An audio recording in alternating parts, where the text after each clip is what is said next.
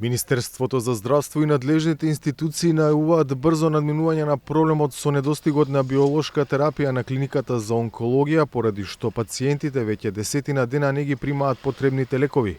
Министерот за здравство очекува веќе во наредните денови да се добие биолошката терапија, една од клучните во третманот на пациенти со карцином.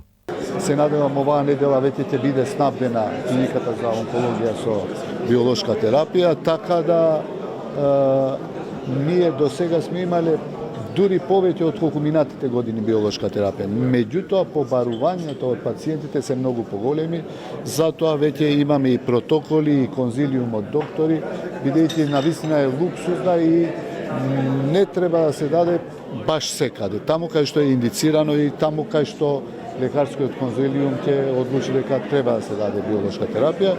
За да се избегнат ваквите ситуации, Таравари најави реорганизација на клиниката за онкологија за, како што рече, да се децентрализира третирањето пациенти со карцином.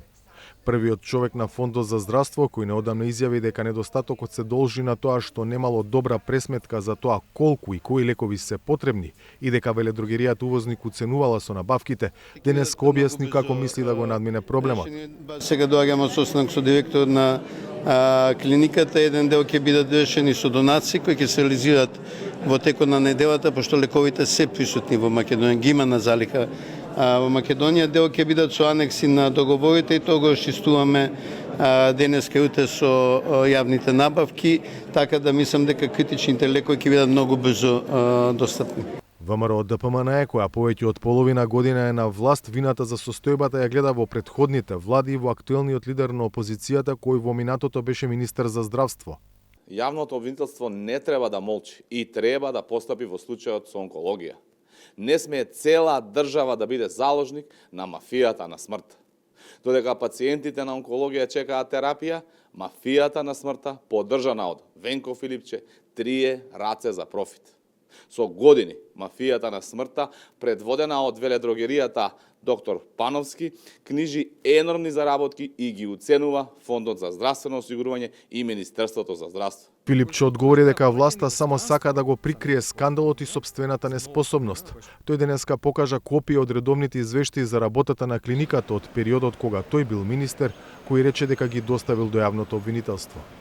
И ова што сега се случува, ова што сега кажуваат и официјалните лица, директорот на фондот, дека има механизам, но сака да го избегне тој механизам и дозволува да нема терапија на клиниката, е скандал од невидени размери. Луѓе умираат како мачиња таму затоа што не сакаат да земат лекови.